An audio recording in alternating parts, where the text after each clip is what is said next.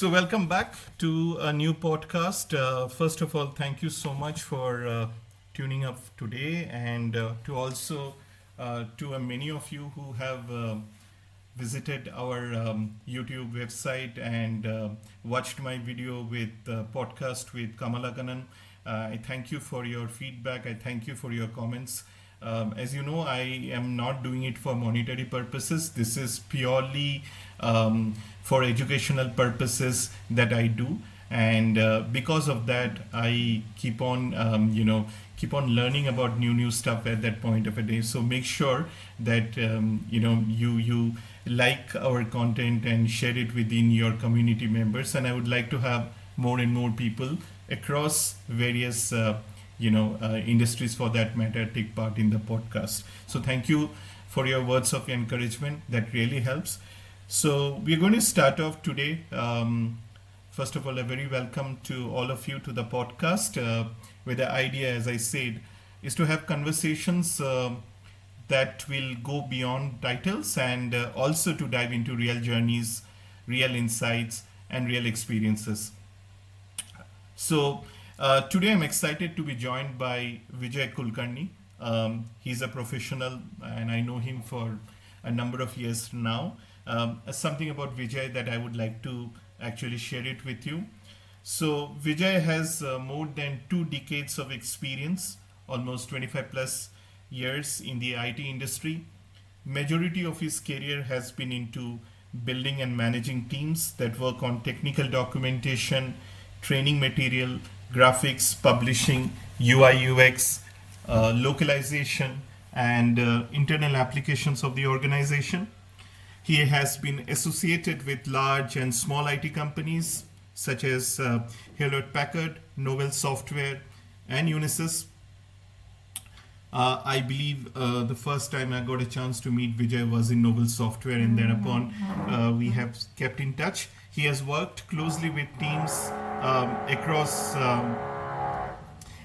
Americas, Europe, China, South Korea, and Japan.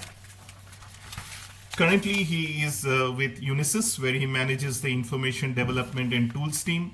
Very passionate about driving initiatives related to leadership development, innovation, and others that make an impact on associates and teams. He has been a speaker at STC India, TC World, and CIDM conferences. He has submitted papers at various forums like the STC, CIDM, and Agile India. He follows the latest trends in the IT industry and its impact on day-to-day work. He strongly believes in knowledge sharing, promoting the technical documentation profession and its importance across industry. Outside of work, his interests include volunteering for social causes, reading, and archaeology. He has organized and participated in multiple CSR events for that matter, and visited several historical places and monuments in India to study the history of these places. Brilliant, absolutely brilliant. So, as I said, in this February podcast, we are going to talk about the theme for it. What I have put it is, and I'm recording it on the 20th of February, a Friday evening, from documentation to cross-functional leadership. And in this February podcast, the idea is to talk about, as you know, we are going to talk a couple of things, but the idea is to talk on careers, decision making, AI, evolving skills, and the stories that don't always make it to the LinkedIn headlines, but it mattered the most. It's a conversation, as I said, that's honest, insightful, and I hope there will be something for all of you to take away for anyone navigating their own professional path.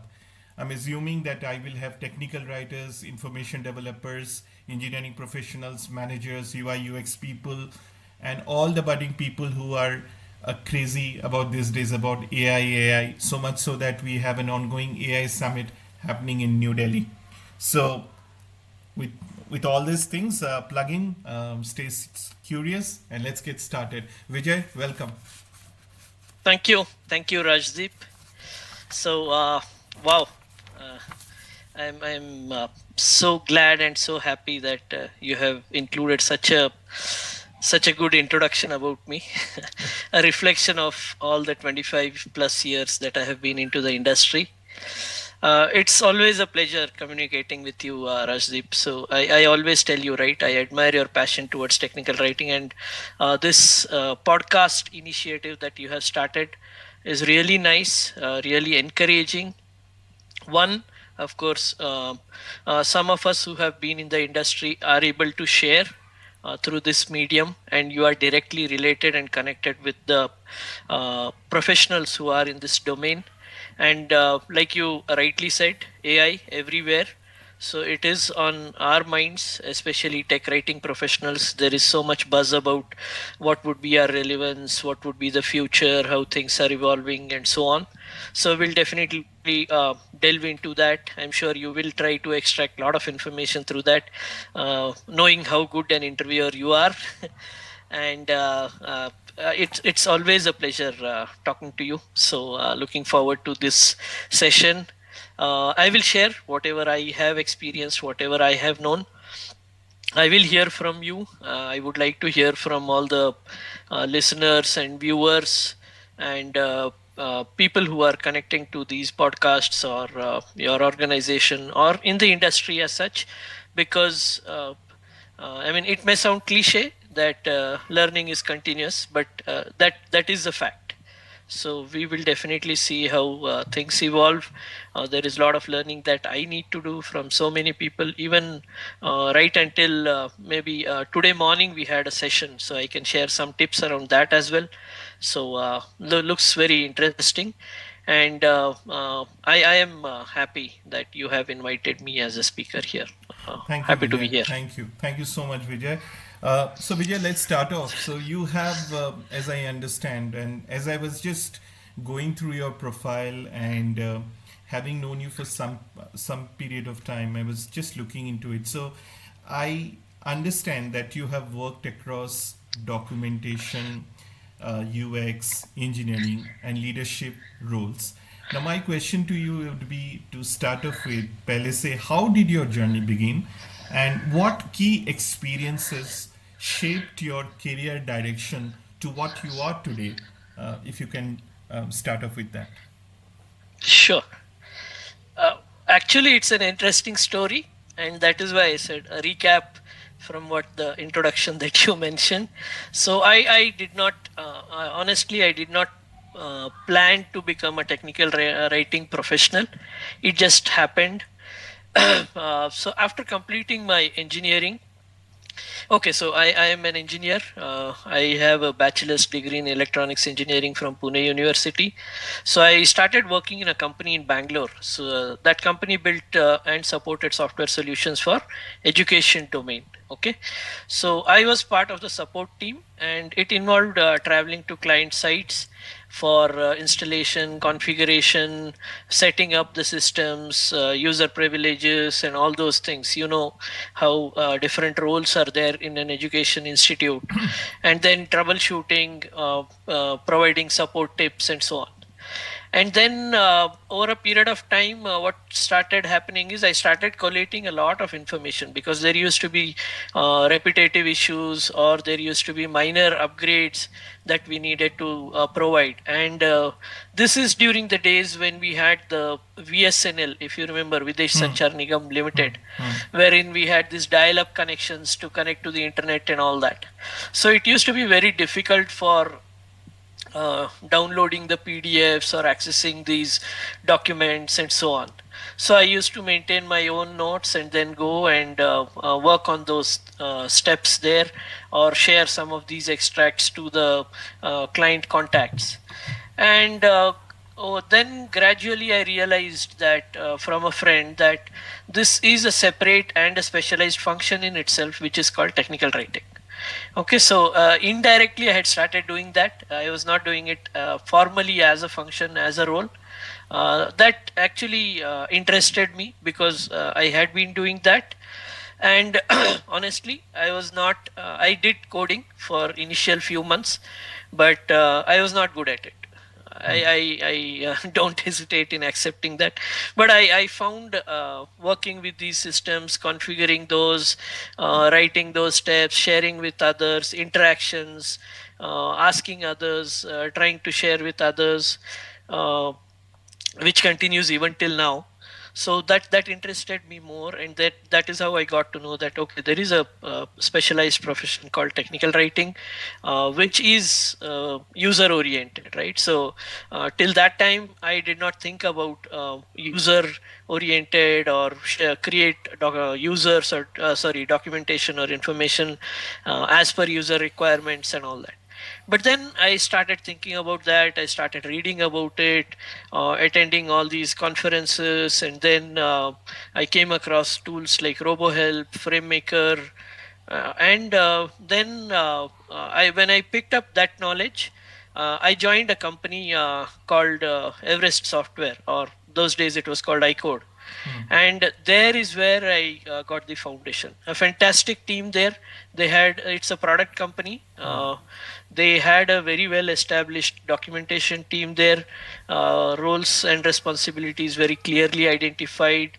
Then the style guide and the templates and all of those things were very neatly done there. So that gave me a very good start. And from then on, I started picking up, and there were a few instances. Okay, whenever I used to go to client sites or whenever I used to work in the teams, uh, they were a bit skeptical because I came from engineering background, right?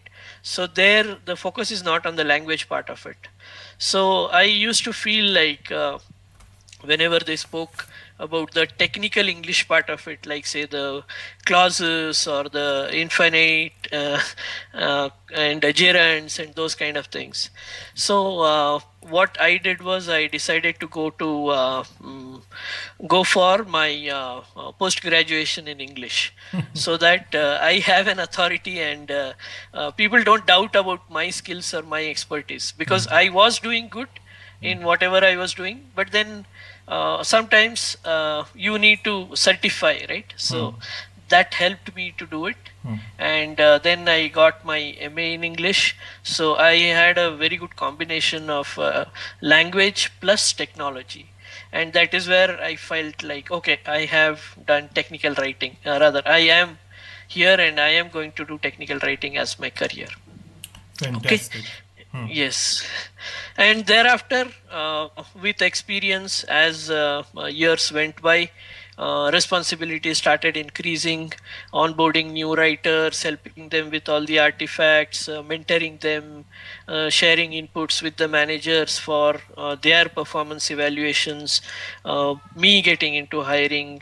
Gradually, you see your growth, right? I mean, organically, you grow and actually, I like that. Even till date, I see that when you grow organically, the hold and the expertise that you have, or the confidence that you have, is far more than you getting on something laterally. Okay, so this really helped me, and then I became a lead, wherein I used to estimate for few things. I started looking into the milestones, aligning with the dev teams, negotiations on scope, back and forth on the timelines, and then resourcing started, wherein would you need one writer, or if you are having a shared writer, how do you work on that? And then I shifted into I mean, I switched over companies that you listed. I worked with HP, I worked with Novel, and I am with Unisys. So I head the documentation team here. It's been an interesting journey, Rajdeep. So when you say cross functional leadership, different teams are there. So it keeps me engaged. It's interesting, I would say.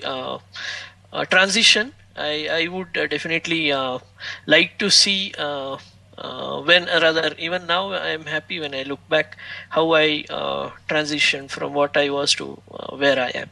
Yes, so that's very interesting, from a writer, from an electronics engineering person, to getting your postgraduate in post graduation done in English. to tech writing and now to cross-functional. Vijay, a lot of people, when they hear this cross-functional leadership, it sounds a little abstract. What does it actually mean in your day-to-day practice? So for uh, me, sorry, when I say cross-functional leadership, it is diverse teams which work on different things. For example, the UI UX team would work on their goals or their deliverables. The documentation team will work on their deliverables, and so on. But at the same time, all of these teams collaborate constantly with each other, and they look for guidance and direction on, okay, I am done with my work, what next? Or I am having impediments or issues here, I am not able to complete so and so thing, so how can I leverage, or how can I get help, whether it is from a different team, whether it is from the same team, whether it is from the leader. So when I say cross functional leadership, a UI UX team working on a product, a documentation team working on a product, an internal applications team working on that product, and a publications team working on that product. I am listing a few. There could be post release as well, like someone is hosting a webinar, they would want to extract contents from our documents and then use those to host that. Then there would be support teams which would extract information from our documents and then create topics, troubleshooting topics or single topics which they would use, and then share it with the associates, service associates who are working on resolving those tickets or issues.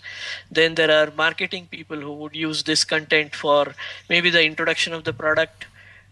So many such functions. So providing leadership to all these different functions who may be working on the same product or same project, although they would have their own deliverables, like maybe a training team has a deliverable of creating a training material or a courseware, whereas a documentation person may be working on creating a release notes, which are completely different.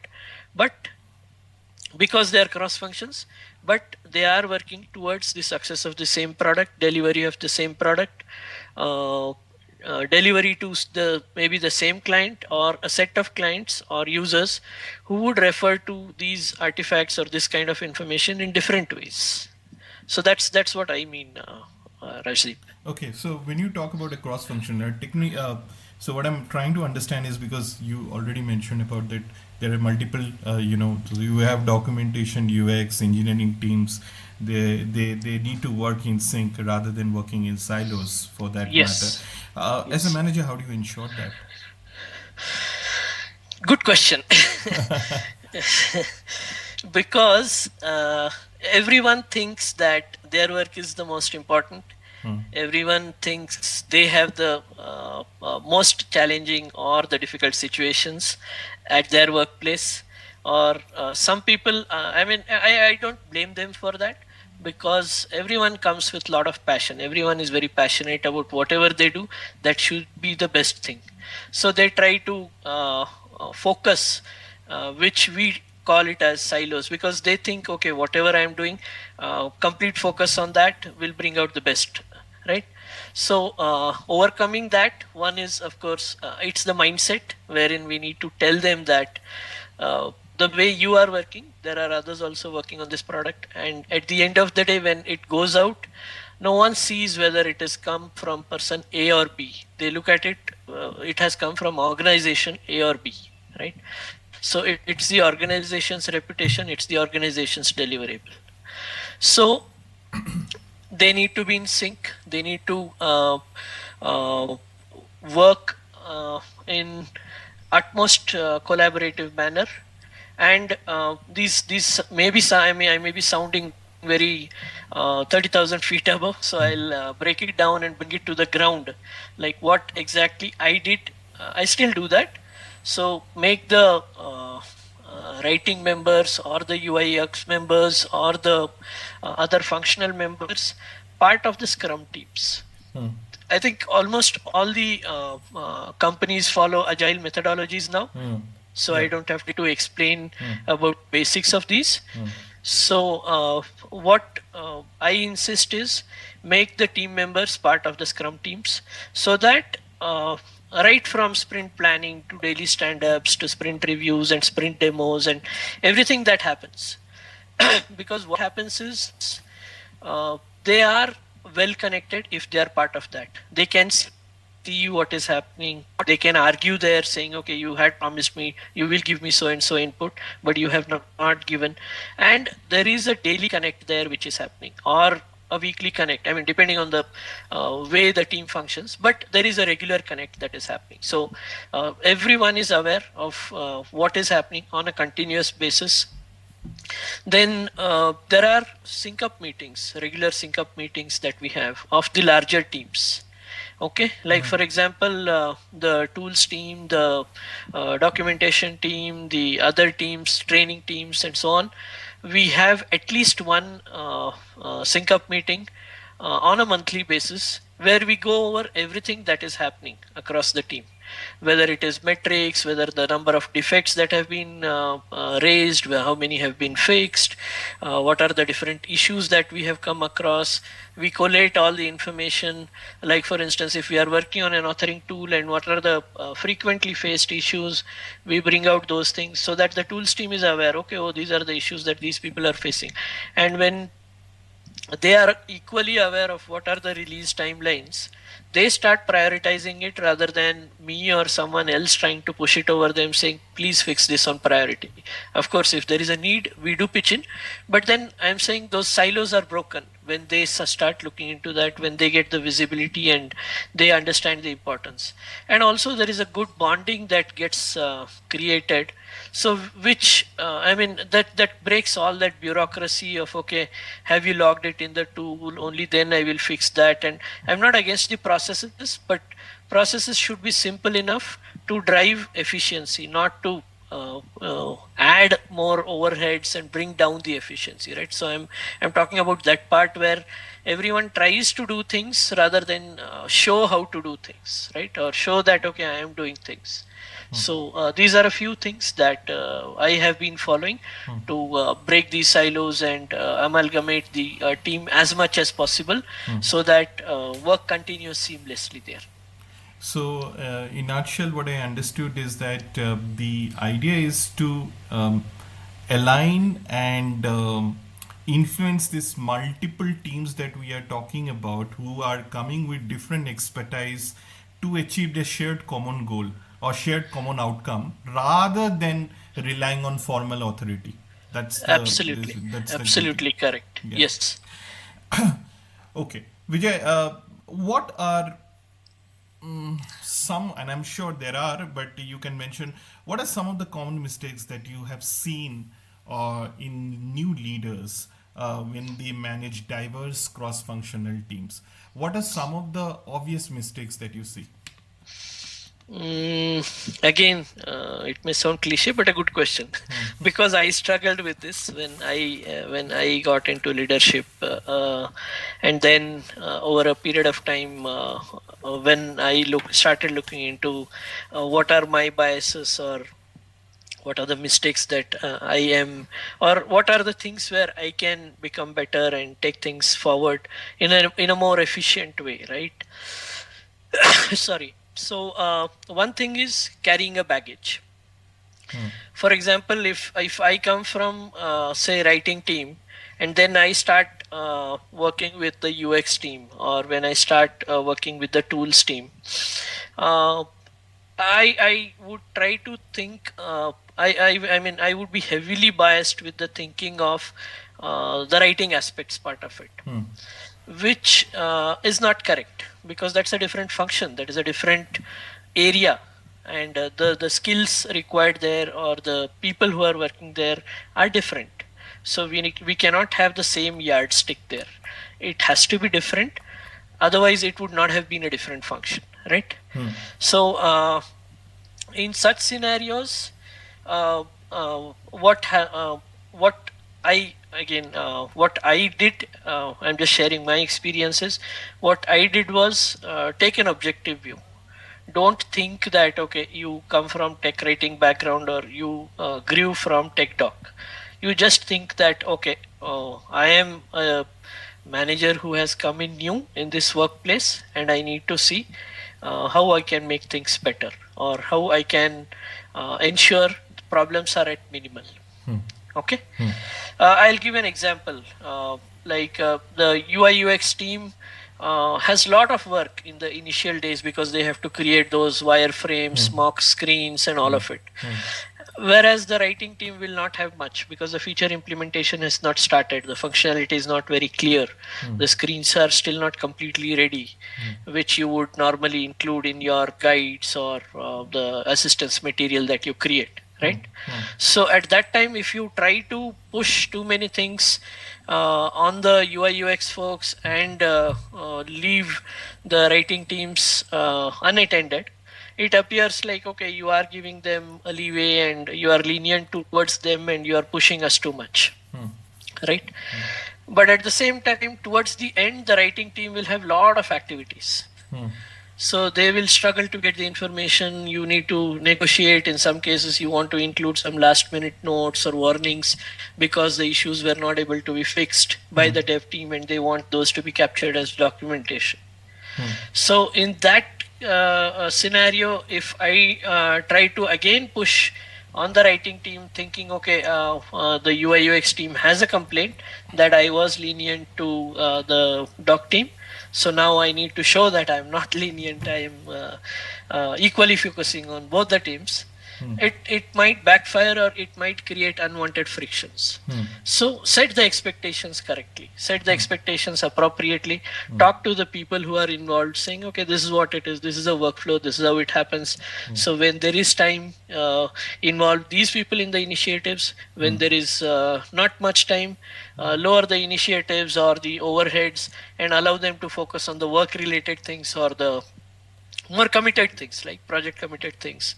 So that balancing has to be done. So a conscious effort has to be made by the leader, because he or she is the one who is taking the call there, right? It is their decision which is going to influence and drive the teams to accomplish things. Okay. The other mistake that I would face was internal conflicts.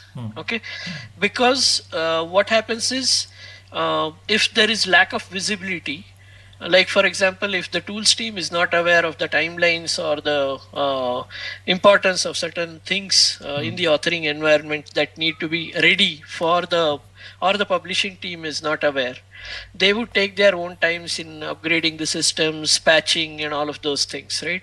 They may put a system down for patching purposes, whereas the ID team would want to create their documents or compile their help systems there. So that creates an issue and unwanted conflicts would arise.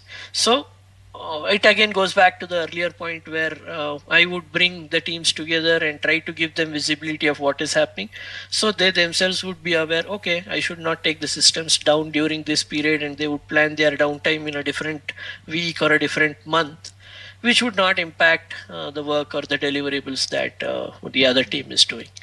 So a manager plays a very key role in coordination in ensuring that such internet. Absolutely. And it is Absolutely. bound to happen in almost all of the organizations. So one of the things also I believe is that you got to accept that it's going to be a part of your job. The only thing Yes. is that you cannot shield away from it and you got to address. And when you mention about certain things like the UI UX team feeling bad that the managers, like, coming from a tech writing background, he's going to be biased for this thing. I think the same routine goes if the other side, that if he or she comes from a UI UX background, and then the Yes. tech writing team feels. And all right, so from your perspective, Vijay, since you spoke about UI and UX, this is often a question, and we see a lot of times, and including professionals that I know, my students for that matter, who are working, who have also made a transition to UI and UX. Tell me, and they work very closely with the, so how, from your experience view, how does this collaboration, how can this collaboration effectively happen between technical writers and UX designers? Because after all, we are all in to create the overall user experience. Yes. So you actually said that word multiple times. Okay, collaborate, collaborate, and collaborate. Yeah. Okay, and user. Hmm. Okay, Hmm. because at the end of the day, like I mentioned earlier, we are shipping the deliverables, the product, information, website, training material, whatever you call it, to the user. So understanding the user is going to be the key for everyone, whether it is tech writer or whether it is UI UX professionals or whether it is the training team, whether it is a pre-sales person. Everyone should work around these understanding of users. Okay, and they can work closely in terms of sharing the information that they have. They can work towards we have this process of building user personas, or referring to the user personas. Of course, when the product is well established and over a period of time or over years, that becomes an archive. But I would still say that remains relevant. That should be a live document which should be visited frequently, or maybe periodically, if not very often, at least whenever a new feature is being implemented or support is being discontinued for some feature or product line. In those scenarios, user persona is very important, because both UX people as well as ID people can refer to those, and then they would understand, okay, whom are we targeting this to, or who is going to use our products, and they can share and leverage on this information. And there would be lot of reference material within the organization itself. Like whenever there is an incident reported or a ticket that is raised on, I am not able to find this information, or this thing is not working very well in the application. It could either be a defect in the backend, or it could be a defect in the screen itself, or the interface that you are providing. So there, the UX person has to pitch in and understand, okay, what is this issue all about? How has this been documented? Is this easy enough for the user to understand and follow? If yes, then definitely there is an issue in terms of the functionality or the implementation part of it, because explanation wise it is clear. But if not, then writing wise itself, there are some issues. The explanation that is provided along with that is not adequate, or it is not covering enough, or it is not logically flowing from one section to the other. And that is where the users are facing issues, and that is where this issue is being raised. So that is like a very good piece of information for the UX professional, because next time or in the same thing, when they are fixing the issues, they would look into it, consider that, and make the appropriate changes or amendments in whatever they are fixing, whether it is the screen or whether it is the explanation related to that error message.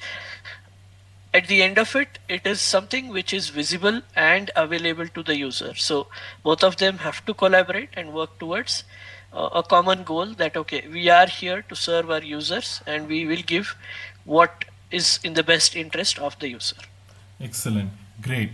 And since you talked about serving, our next section that we are going to deal is AI. And AI is going to serve us. AI is going to prepare a cup of coffee for us. AI is going to serve this thing and all that. I don't think people call their mommy and daddy that much as people are calling AI this AI for breakfast, lunch, and dinner. So let me start up straight away, Vijay, in this section of AI technology and reality. Um, Beyond the hype, Vijay, where do you see Okay, AI adding real practical value today? so like you said, it is all pervasive.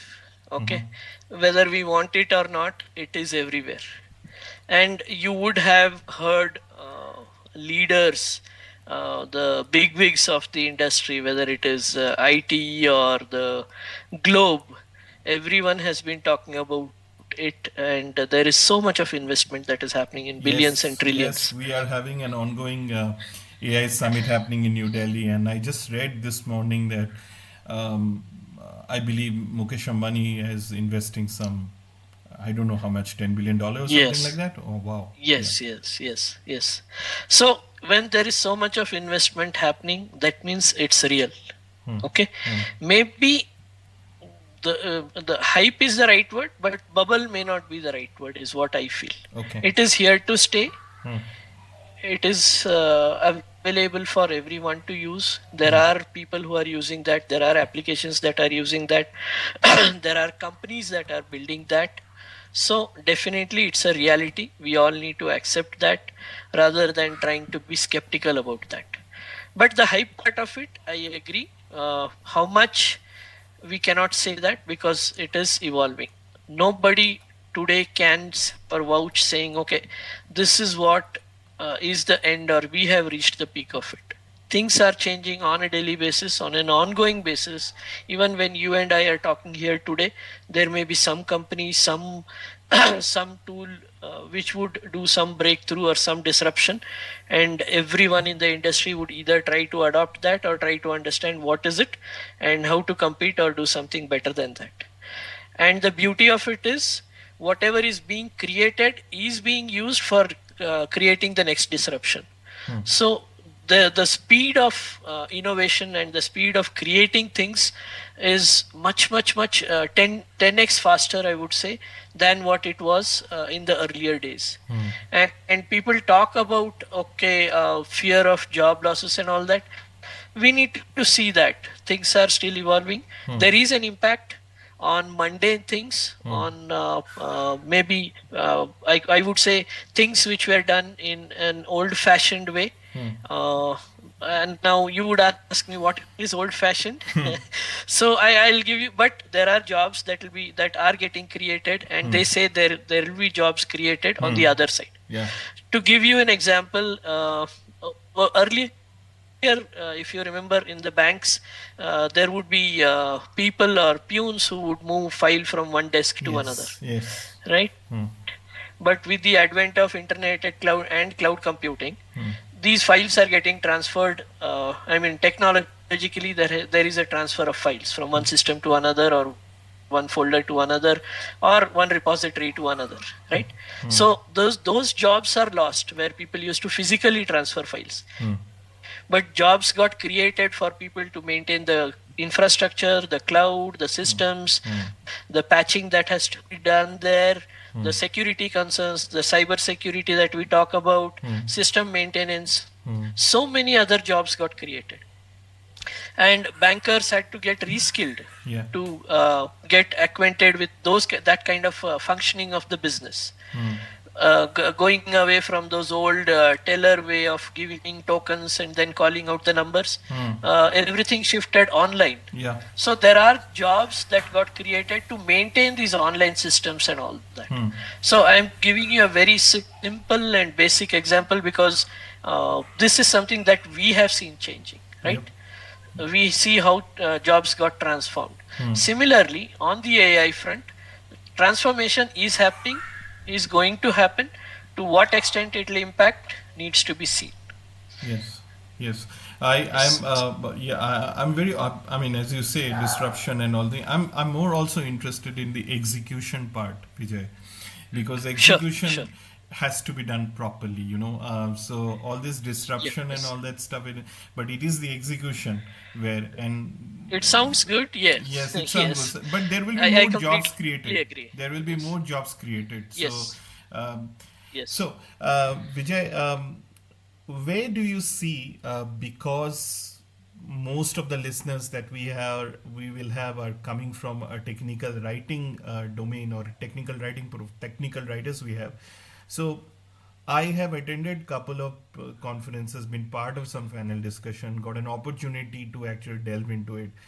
But it's very interesting. So I would like to get your idea. Where do you see the applicability of AI in, especially in product documentation, in technical documentation? Yeah. Sure. So the most common thing that I see, and we already see that happening, is to generate the initial drafts, okay, or kickstart the conceptual information. there is this very well known fact that all the writers, or a majority of writers, I would say, faces the writer's block or the starting problem. If you remember, we used to call this as the uh, Bajaj problem. Whenever you try to kickstart something, there will be some time it would take, and then once you get that kick, you start. So to start documenting about something, or to lay that first sentence of the concept that you are explaining, like say networking or virtualization or marketplace. So those kind of things, when you are trying to explain, uh, where do I start or how do I start? So it's AI is going to be very helpful. I have seen that personally. When people make use of AI tools for that, saying, okay, you write a simple prompt saying, I want to create one paragraph on networking for a user who is just out of college and going to the field and setting up a networking system.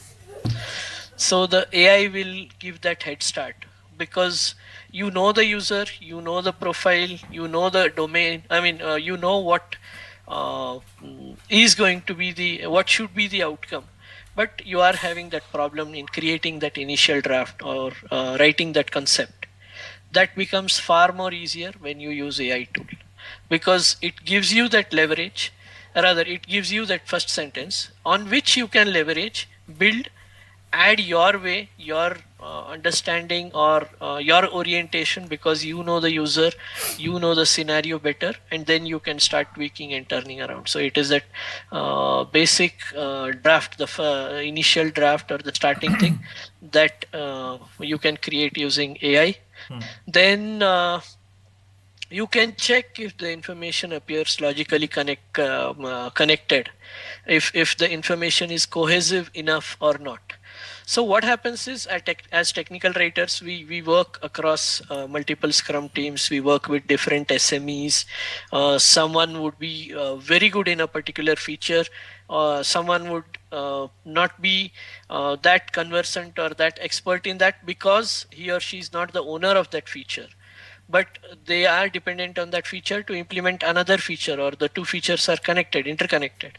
So different piece or different depth of information comes to you.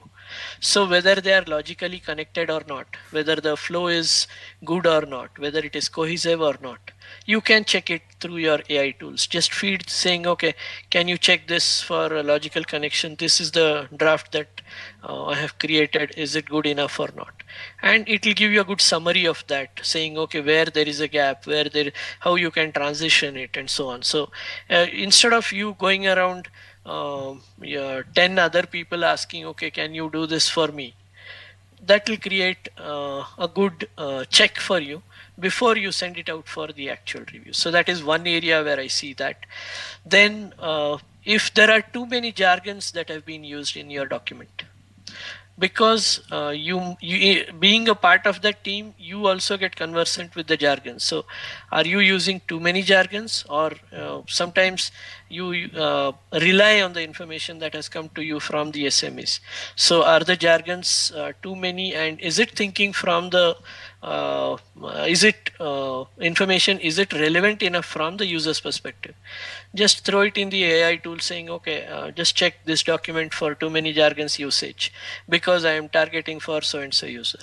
That may do it for you, because you are part of that system, right? So it might do a better job there than you yourself trying to sit and do it. It will save time for you. Then there are things like reviewing of UI strings and error messages, because all these tools are built on I mean, they do good grammar checks. So they will definitely try and catch those very obvious or basic mistakes. And these are elements that are visible and read by the users day in, day out. So you can use the AI tools for reviewing these UI strings or these error messages from the grammatical perspective, or from your styles perspective, if you have fed your style guide there. I'm not saying rely completely on that, but from the grammar perspective. But from the context perspective, you are a better judge. You are the expert. So don't completely outsource it to the AI tool, but do it only for certain things. Like, okay, grammar check, you want to do that. But what is the error message conveying? Is it giving the right message or not? Is it conveying the right action to be taken based on that error or not? That is something that you and the SME have to look into. Excellent, Vijay. So So that yeah, those are a few instances, yeah, Rajdeep. Yeah. thank you, Vijay. So I have first of all, can you name a few popular AI tools that are getting used in the industry now, in general? Microsoft Office 365 Copilot. Mm-hmm.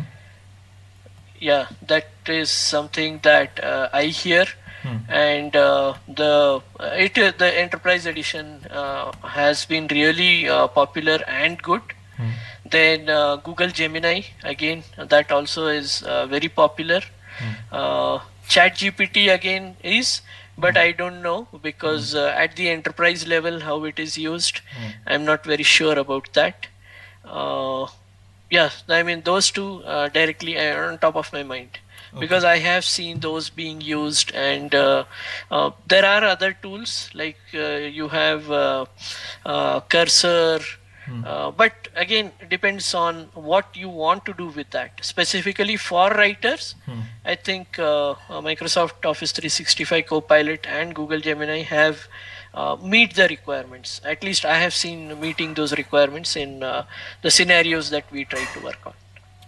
Vijay, And then there are yeah. copy and others are there, but depends on how much information you can include in those kind of tools where everything has to go on the web. Every organization will have their policies, right? You Yep. would want to share your confidential information or not. So you need to sign those NDAs and all that. So if those things are, I have not used that tool, but if there are such things in place where you don't get into legal issues or where you don't get into confidentiality breach and all that, then you need to validate those and do that. I've seen Google and Microsoft tools because NDAs have been signed and they are very clear that okay, whatever we include in these copilots will not go outside of the company's realm. So they are taken care there, Rajdeep. Uh, yeah, so this was also during the time when I've seen the public versus private cloud kind of a thing where we had to. Yes, yes. I was working over there where all these things comes into picture, the security part. When you were responding to this and when you were telling me all this about the first draft being carried away and on all those stuff you were talking about I was just wondering that I would you think that people in the industry would be thinking that the QA guy can do this job?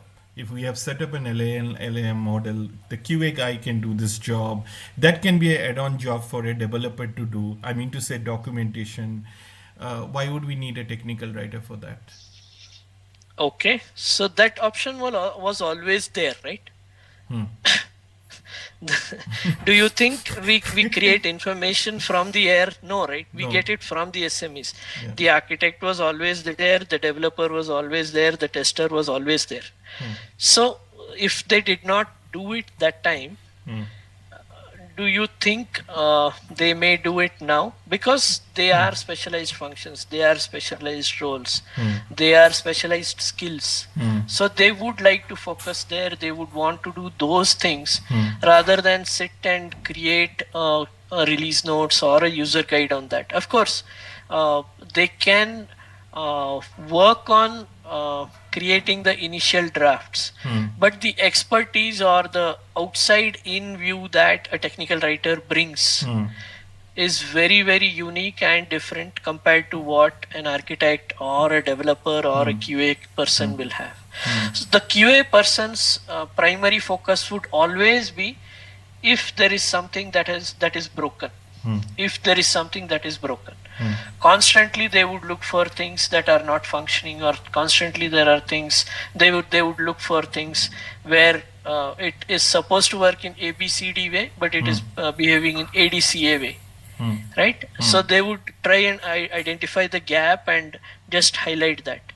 Whereas what a technical writer does is understand from both the perspectives, understand, okay, it is not functioning in the required way. How can I make it more simple? I would not go with that traditional sentence of writing in layman's language, because not all products are like that. Right? Some products are meant for tech users, so a layman's language will not work there. So instead, I would say a technical writer brings the user's language on table, right? So we have used this term several times, user advocate.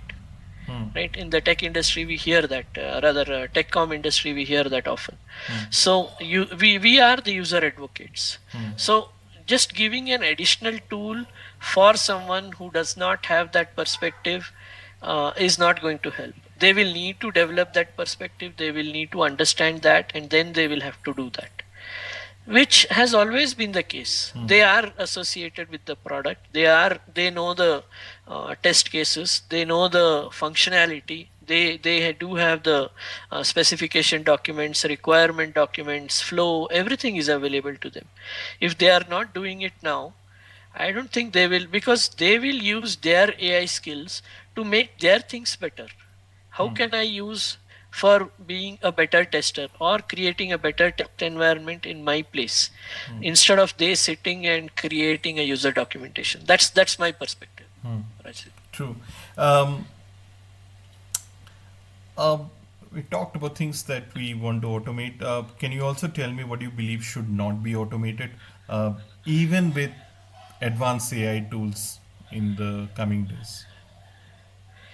Sure. So I would say automate tasks that are repetitive. Okay, like formatting or consistency check, those kind of things, which in some cases already those things were taken care. Maybe our templates took care of those, like you want the footer on left side, right side, the logo on the left side, right side. Each company follows its style, right? So those things were being taken care to an extent, I would say, to an extent. But get automated things automated that are repetitive, like formatting and consistency check and all that. Where to avoid? Wherever there is context involved, because AI may not have the context, and I think all the across the industry, everyone has been hearing the biggest drawback of AI is hallucination. Right? So it may not understand the context, and it may give incorrect results, or it may give incorrect output, which might create a lot of issues. Okay, so avoid automation of input collection, which we call interviewing the SMEs, because human interpretation depends on the critical thinking and probing. We understand what is important, or rather, what does this function do. We probe further, we talk about the positive cases, the happy cases and the unhappy cases, both, right?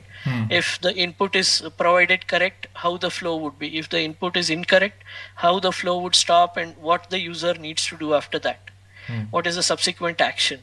Whether there will be an error message, or whether there will be a different screen that needs to pop out, whether they need to go to a different application to set up something and then open the screen, those things. So definitely do not automate those things, because collection of inputs, information, and then interpreting that from a user's perspective requires context understanding, which is far better with human beings than the current AI systems. I don't know how the future will be, but in the current scenario, I think we play a big role with user empathy and critical thinking. So don't try to automate those things. Fantastic, Vijay. Reviews. Yeah, Yeah, yeah. reviews. Avoid automating reviews, because again, those will be on hallucination. To what extent information should be shared, should not be shared? What is confidential? What is not confidential? What is internal? What is external? Because if you give it to the AI tool, what if it pulls out from some other company's information set and includes? You may face plagiarism issues, right? So don't get into that.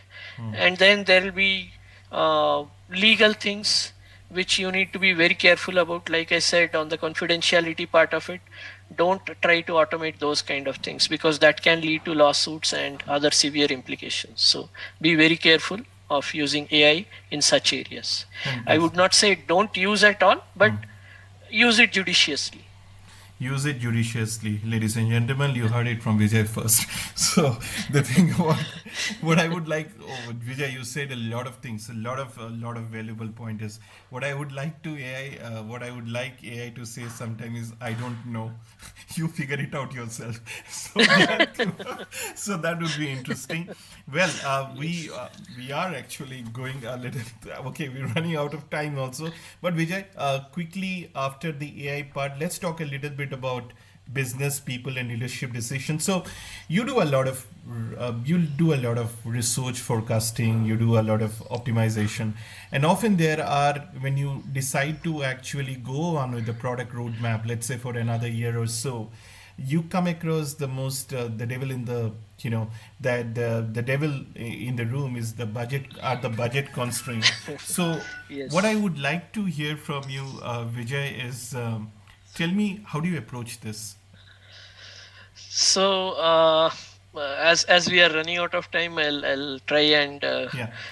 be concise or brief. That's the keep it simple, right? Yeah, KISS keep it principle. simple. Yeah, yeah. Okay, so first thing is review the scope with the client or the marketing team, uh, the product owners, because they also decide a lot of things on the engineering side of it. So it becomes much easier to understand uh, where the focus is going to be, or what are going to be the top 3 or 5 features that a particular release is going to include when it goes to the client side. Identify the deliverables, doc deliverables that are critical or really required.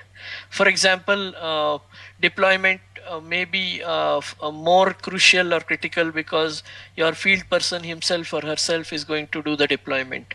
So the instructions there become far more critical than the additional information of some other deliverables. So keep them maybe a little later after the release, or once you are done with the code cutoff, start on those deliverables after that.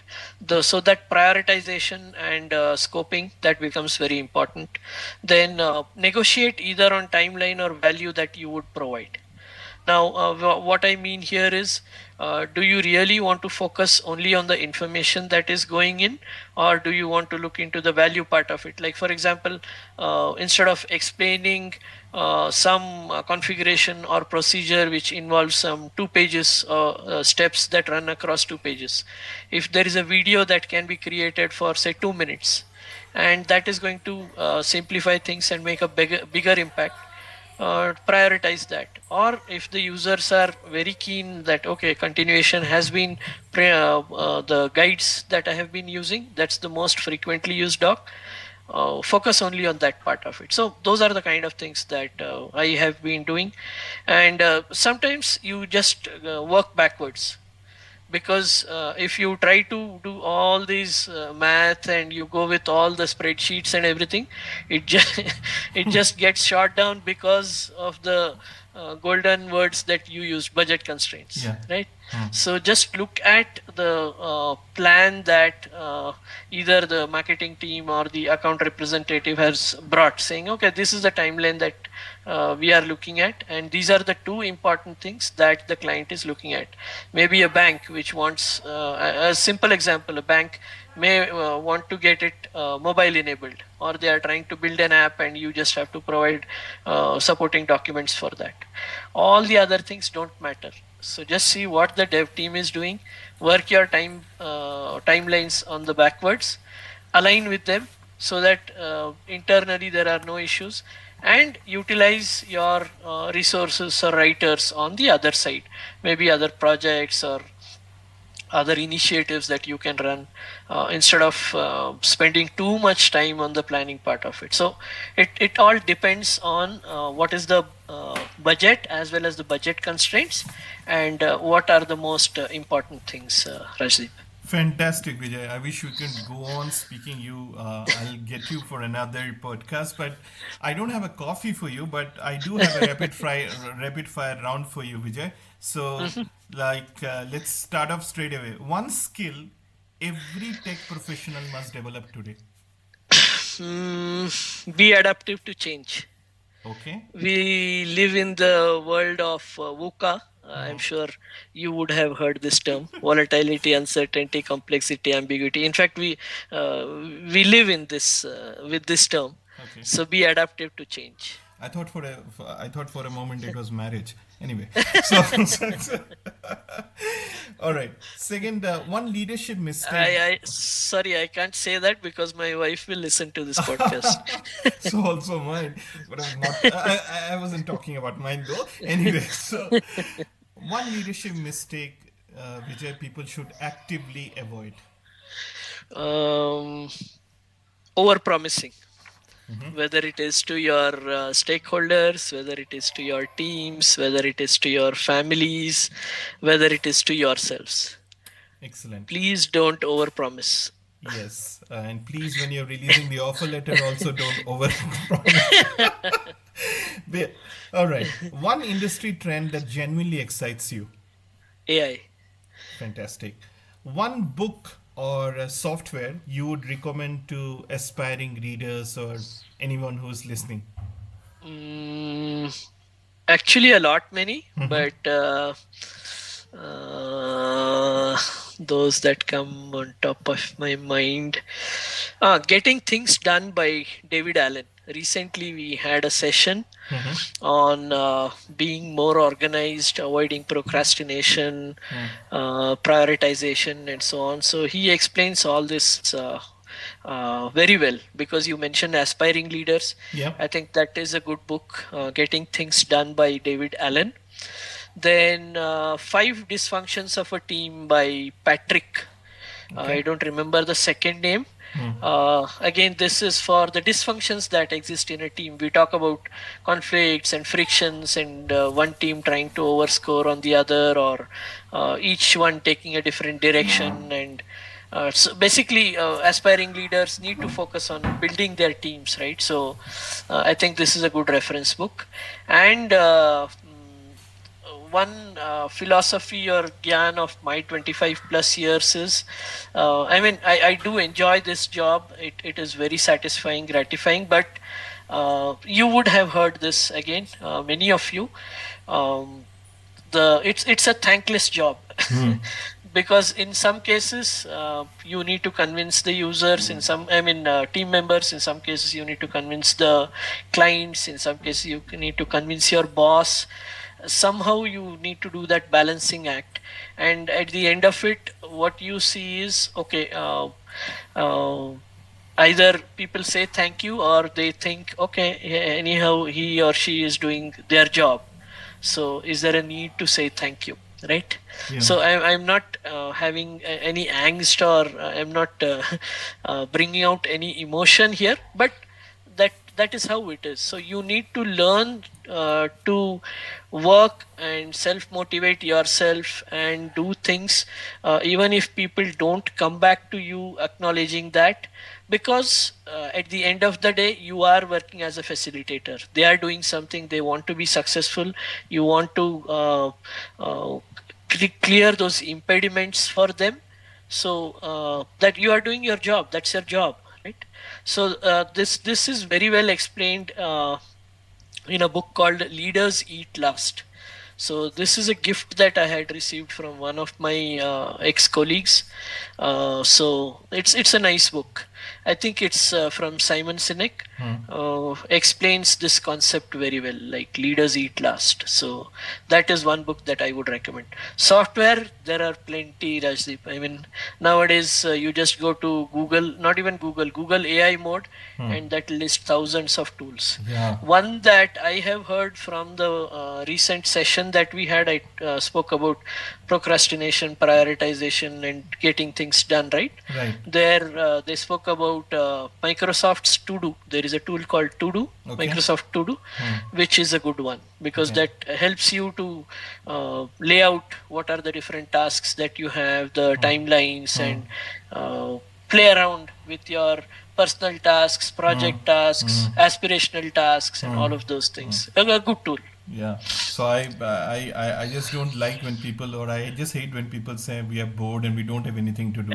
There's so much of things to do, and that to do Yes. thing, yeah, it is very good because I write down, get up in the morning, and the first thing is that I write down the task that Yes. I need to do because you will forget, right? It's very difficult Yes. to actually.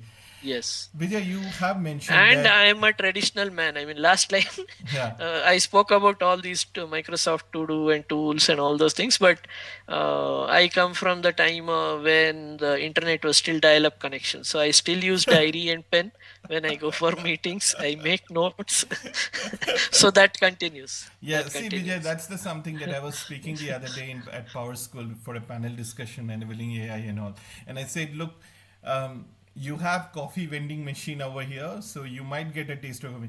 But the coffee or the tea that tastes outside the campus from that's always going to be very very different from what you are having out here. So thoda to niche jana padega, and you have to work Yes. this thing and all that. Vijay, you have visited several historical places. Can you name one historical place every Indian must visit? There is a place called Gol Gumbaz in North Karnataka, Bijapur district, Acha. in the Bijapur city itself. So that's a beautiful piece of architecture. It's a dome that does not have huge structure. Okay. I mean, it has its own signs, Okay. wherein you say something that will echo for 7 times. Wow. You can hear the clock ticking on. You have it on the side of the wall on one side, and diametrically opposite. If you go to the dome side, you will hear the clock ticking there. So, and the way it was constructed, that also is a very interesting. It was built in a very interesting way because the dome should not have pillars in between. So what they did was they filled, put sand first, and then kept the dome on that, and then pushed it up, and then got the pillars done. So it's done in a very different way. So that is something which I would recommend people to visit whenever they have time. Fantastic. I will definitely visit. And since you come from Maharashtra, you come from Pune, a land which I believe, a place that what I liked about Pune was the fact that, see, I'm a foodie and I just love the poha and this thing. Any delicacies that are very that you crave for, and you always. You basically love that. So, what is your favorite go-to dish? Vada pav, misal, sabudana vada, Okay. Shrikhand puri. Oh, that's excellent. So, Yeah. all right, Vijay, that's yummy advice to us. And I wanted, ladies and gentlemen, I wanted to wrap it up with 45, but I promise you, I'll get Vijay for another podcast very soon. Vijay, before we, I want to thank you for sharing your journey and insight so openly. So, a closing question would probably be, what advice would you give to technical writers and the UX professionals who want to grow into someday where you are, into a leadership role without losing their core strength? What advice would you give? Sure. So, first of all, let me say that, okay, I am not that old to give advice. I can give suggestion. I can share tips based on my experience.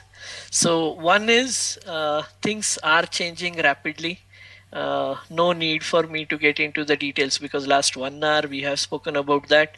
So learn AI concepts and tools because, like I said, it is going to stay, at least some part of it, if the remaining is hype. So time will tell what is going to stay, what is not going to stay, but the concept and the technology is going to stay. So don't get left out. So learn AI concepts and tools. Next thing is leadership. So I mean, I see this. You spoke about aspiring leaders, right? So people think leadership means just getting the authority and then they will start doing things. No, it is the other way around. You start doing things, automatically you will get the authority. And when I say authority, it does not mean in the bossing sense or the dominating sense, but you get the authority to decide, to help, to scope, to plan, to help. Okay, I mean, to support the team and to accomplish things that as a team you want to accomplish, right? And see things that they may not be able to see, either due to lack of experience or the connections or the network that they have, but you are able to see that. So first do, and then you will get that automatically. Listen to the team members, listen to the stakeholders, listen to what is happening on the ground. If possible, look into the tickets, user systems, and all that. So that gives you a good information of what is the health of your project or your product. That will again help you. Understanding of users.